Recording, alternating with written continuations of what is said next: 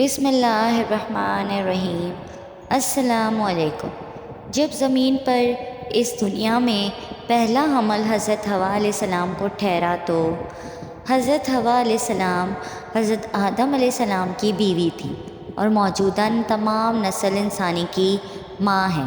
اللہ تعالیٰ نے انہیں حضرت آدم علیہ السلام کی بائیں پسلی کی تخلیق کیا۔ چونکہ وہ زندہ آدمی سے بنائی گئی اس لیے ان کا نام حوا رکھا گیا۔ ان کا نام قرآن مجید میں نہیں آیا، صرف زوجہ آدم کا کئی مقام پر ذکر ہے۔ جنت میں حضرت آدم علیہ السلام اور حوا علیہ السلام دونوں کو شجر ممنوعہ کا پھل کھانے سے روکا گیا تھا۔ دونوں ہی اس حکم خداوندی کو بھول گئے اور وسوسہ شیطان سے اسی درخت کا پھل کھا بیٹھے۔ پھل کھاتے ہی احساس گناہ ہوا اور توبہ استغفار میں لگ گئے۔ اللہ جل شانہ نے معاف تو کر دیا مگر مشیت میں زمین کو آباد کرنے کا وقت آ گیا تھا۔ تخلیق آدم کے وقت ہی بتا دیا گیا تھا کہ زمین پر ایک خلیفہ یا نائب کا تکرار ہونے والا ہے۔ اس لیے آدم و حوا دونوں کو زمین پر اتار دیا گیا۔ جدہ کے باہر سمندر کے کنارے ایک قبر کا نشان ہے جس کے متعلق لوگوں کا خیال ہے کہ یہ حوا کی قبر ہے۔ یہودیوں کی روایت کے مطابق آدم اور حوا کی شادی میں خدائے جبرائیل اور دوسرے فرشتے شامل تھے۔ جنت سے نکالنے کے بعد آدم نے اور حوا نے مکہ کا سفر کیا اور خدا کی عبادت کی اور یہیں حوا کو پہلا حیض آیا۔ کہا جاتا ہے کہ 10 قسم کی سزائیں حوا اور اس کی بیٹیوں کو تجویز ہوئیں، جن میں حیضانہ، حمل اور وضع حمل کی تکالیف شامل ہیں۔ پھر کہا گیا کہ اگر وہ اپنے خاوند کی وفادار رہیں گی تو اس کے ساتھ جنت میں جائیں گی، اگر وہ بچے کی پیدائش کے دوران میں وفات پا جائے تو شہید کا مرتبہ پائے گی۔ کہا جاتا ہے کہ حوا حضرت آدم کے 2 سال بعد فوت ہو گئی اور ان کے پہلو میں دفن کی گئی۔ کہا جاتا ہے کہ جنت میں صرف 2 انسان آدم علیہ السلام اور حوا ایسے ہوں گے جن کی ناف نہیں ہوگی، کیونکہ ناف ماں کے پیٹ میں جنم لینے والے بچوں میں ہی ممکن ہے۔ ناظرین، اکثر تاثر یہ پایا جاتا ہے کہ اس دنیا میں سب سے پہلی وفات حضرت آدم علیہ السلام کی ہوئی، لیکن کچھ لوگوں کا یہ بھی خیال ہے کہ سب سے پہلے وفات حضرت آدم علیہ السلام کے بیٹے حبابیل کی ہوئی، جسے قابیل نے قتل کیا اور پھر ایک کوے کے بتائے ہوئے طریقے سے اسے زمین میں کھود کر دفن کر دیا۔ سورۃ الاعراف میں اللہ رب العزت نے حضرت حوا کے حمل کو یوں بیان فرمایا ہے: وہ اللہ ہی ہے جس نے تمہیں ایک جان سے پیدا کیا اور اسی کے جنس سے اس کا جوڑا بنایا تاکہ اس کے پاس سکون حاصل کرے۔ پھر جب حضرت آدم علیہ السلام اور حضرت حوا علیہ السلام کو ڈھانپ لیا تو اسے ایک خفیف یعنی ہلکا سا حمل رہ گیا، جسے لیے وہ چلتی پھرتی رہیں۔ پھر جب وہ بوجھل ہو گئی تو دونوں نے مل کر اپنے رب سے دعا کی کہ اگر تو نے ہم کو اچھا سا بچہ دیا تو ہم تیرے شکر گزار ہوں گے۔ مگر جب اللہ نے ان کو صحیح سالم بچہ دے دیا تو اس کی بخشش و عنایت میں دوسروں کو اس کا شریک ٹھہرانے لگے۔ حضرت سید بن جبیر رضی اللہ تعالیٰ عنہ سے اس آیت کی تفسیر میں مروی ہے کہ حضرت حوا علیہ السلام کو جب پہلی بار حمل ٹھہرا تو آپ علیہ السلام نے بوجھ محسوس کیا۔ یہ زمین پر آنے کے بعد پہلی بار تھا کہ آپ کا پیٹ یوں حمل کی وجہ سے باہر نکل رہا تھا، جس کا بوجھ اور تکلیف آپ علیہ السلام کو چلتے پھرتے محسوس ہوتی تھی۔ اسی حالت میں ایک رات آپ علیہ السلام سوئیں تو خواب میں شیطان نظر آیا۔ کہنے لگا: اے حوا، تمہارے پیٹ میں کیا ہے؟ آپ علیہ السلام نے کہا: مجھے کیا معلوم کیا ہے؟ ابلیس نے پھر پوچھا: یہ کہاں سے نکلے گا، ناک سے یا کان سے؟ آپ علیہ السلام نے کہا: میں نہیں جانتی۔ ابلیس نے پھر کہا: اگر یہ صحیح سلامت نکل آیا تو کیا تم میری بات مانو گی؟ اور جو میں کہوں گا اس پر عمل کرو گی۔ آپ علیہ السلام نے حامی بھر لی تو کہنے لگا اس کا نام حارث رکھنا۔ اس کی وجہ آپ نے یہ بیان کی کہ حارث ابلیس لعین کا نام تھا، یعنی وہ حضرت آدم علیہ السلام کی پہلی اولاد کو اپنے نام کے ساتھ منسوب کرنا چاہتا تھا۔ حضرت حوا علیہ السلام نے حامی بھر لی اور صبح تمام واقعہ حضرت آدم علیہ السلام کی گوش و گزار کر دیا۔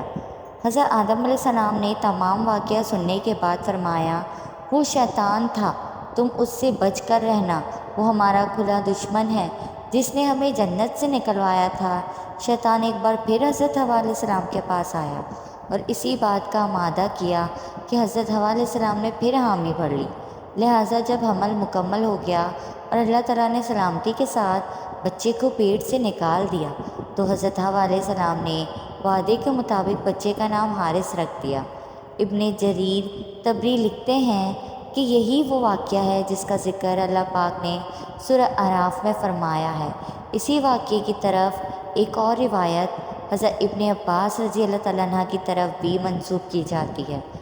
آپ رضی اللہ تعالیٰ عنہ فرماتے ہیں حضرت آدم علیہ السلام سے حضرت حوا علیہ السلام کو جو اولاد ہوتی تو انہیں اللہ تعالیٰ کا عہد قرار دیا جاتا اور ان کے نام عبداللہ اور عبید اللہ وغیرہ رکھے جاتے، لیکن ان کی وفات بہت جلد ہو جاتی۔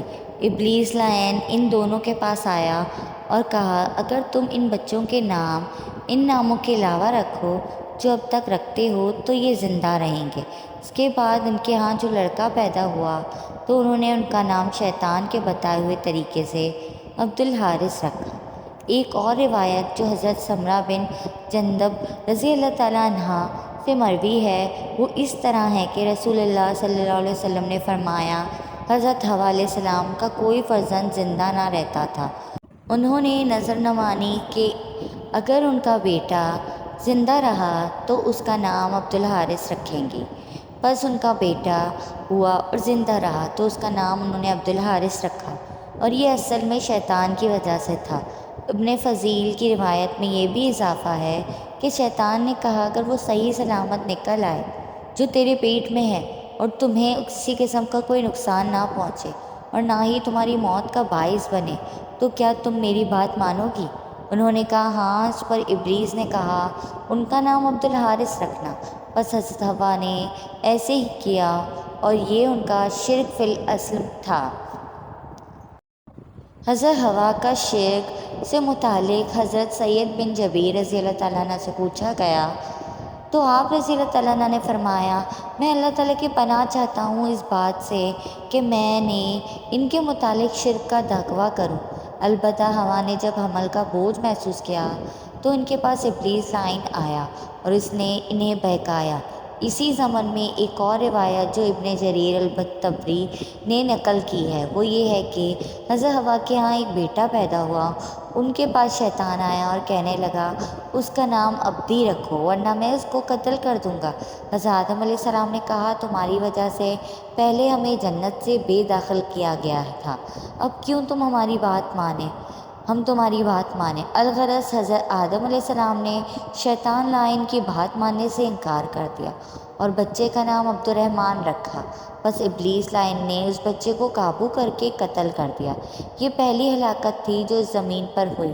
پھر جب دوسرا بچہ پیدا ہوا تو شیطان پھر آیا اور کہنے لگا اس کا نام فلاں رکھو، مگر حضرت آدم علیہ السلام اس مرتبہ بھی شیطان مردود کی بات ماننے سے انکار کر بیٹھے اور نامولود کا نام صالح رکھا۔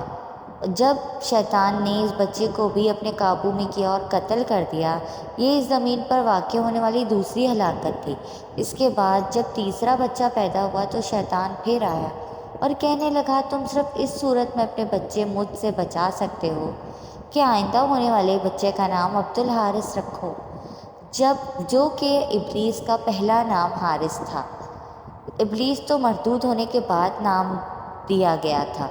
اب انہوں نے اس بچے کا نام عبد الحارث رکھا جس واقعے کا تذکرہ قرآن پاک کی سورہ اعراف آیت نمبر 190 میں کیا گیا ہے۔ ناظرین ابن جریر الطبری علیہ رحمۃ اللہ نے یہ تمام روایت نقل کرنے کے بعد کہتے ہیں یہ تمام روایت اس پر دلالت کرتی ہیں کہ آدم و حوا علیہ السلام کے بعض اولاد کی وفات ان دونوں کی وفات سے پہلے ہو چکی تھی، اور اس باب میں اس کے علاوہ بھی متعدد روایات حسن کی تردید کر رہی ہیں کہ جس میں کہا گیا ہے کہ زمین پر سب سے پہلی وفات آدم علیہ السلام کی ہوئی، یعنی آپ کی اور آپ کے قتل ہوئے بیٹے ابابیل کی وفات سے پہلے بھی آپ کے کچھ نامولود بچے وفات پا چکے تھے۔ اللہ پاک ہمیں دین کی سمجھ نصیب فرمائے اور ہمارا خاتمہ ایمان پر فرمائے، آمین۔ ناظرین، کمنٹ میں اللہ تعالیٰ کے 99 ناموں میں سے کوئی ایک نام ضرور لکھیں۔ اللہ تعالیٰ ہم سب کی نیک جائز دعاؤں کو قبول فرمائے۔ آپ کو میری ویڈیو پسند آئے تو لائک، کمنٹ اور شیئر کریں اور میرے چینل کو سبسکرائب کریں۔ جزاک اللہ۔